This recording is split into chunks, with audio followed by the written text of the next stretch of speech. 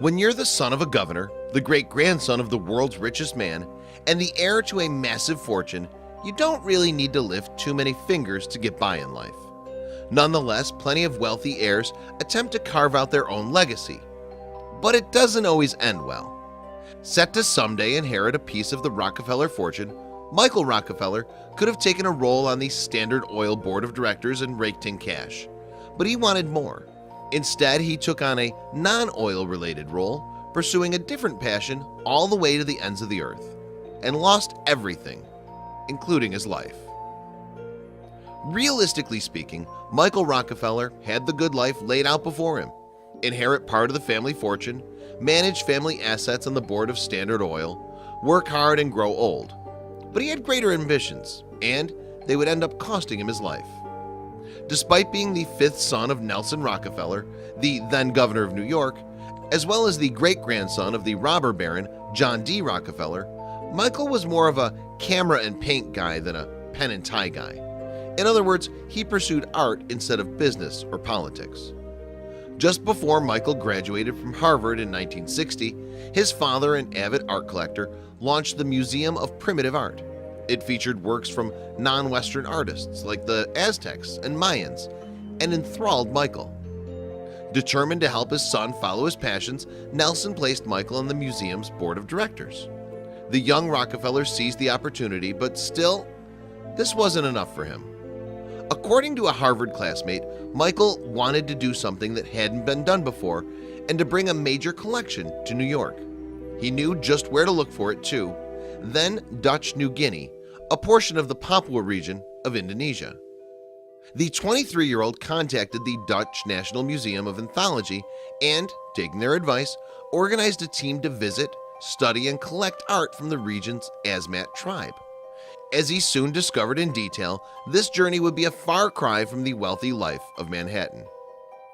After arriving in the village of Otschnep, Michael was met with hesitation.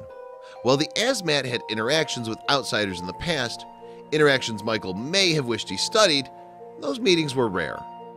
Still, while visiting, he did his best to fit in and assimilate, and for the most part, he managed to do so. He obtained wooden masks, shields, spears, and other artifacts from the locals, and all seemed well. The differences in backgrounds, though, couldn't be ignored. Michael observed that in Asmat culture, it was the norm to engage in rituals that involved drinking urine and eating the remains of your wartime enemies. Engaged with the people in their culture, he didn't notice the sidelong glances some of the Asmat cast towards him. Michael left the island, but he wasn't finished with his work there. The visit to Otschnap had been as culturally enriching as he'd hoped, so he made a plan to return the following year. And that's where it all went haywire. It was November 1961 when Michael and his team returned to Otschnap, or at least they tried to. They were just 12 miles from the shore when their ship capsized.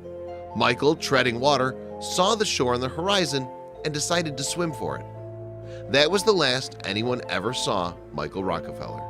At least, no one from America. In the wake of his son's sudden disappearance, Nelson sent airplanes and ships looking for him and even flew to New Guinea to help search for him. Eventually, however, the Dutch Interior Minister called off the search. "There's no longer any hope of finding Michael Rockefeller alive," he announced. "The official cause of death? Drowning." Still, some weren't so sure about that. The media ran wild with the story of the governor's son, a Rockefeller heir, going missing. Talking heads posed theories on his disappearance that ranged from shark attacks to him leaving secretly, wealth-free on the island as a member of the tribe. The truth remained hidden for decades. But years later, National Geographic reporter Carl Hoffman wanted the truth. Although he was just a year old when Michael disappeared, he had long been fascinated with the infamous mystery. So Carl traveled to Otschnap himself and began to uncover that truth. Claiming to be studying Asmat culture, Carl overheard, through his interpreter, islanders discussing an American tourist who'd been killed decades earlier on the island. Carl asked who this tourist was. Interestingly enough, the islanders were eager to spill the beans. With little prodding, they told Carl all about the day an American washed ashore, the day they killed Michael Rockefeller. In fairness, the Asmat claimed the killing was justified. To understand why, they offered some context. 3 years before Michael first visited them, Dutch officials had invaded Odsnap in order to quell a tribal civil war that erupted on the island. It didn't go well.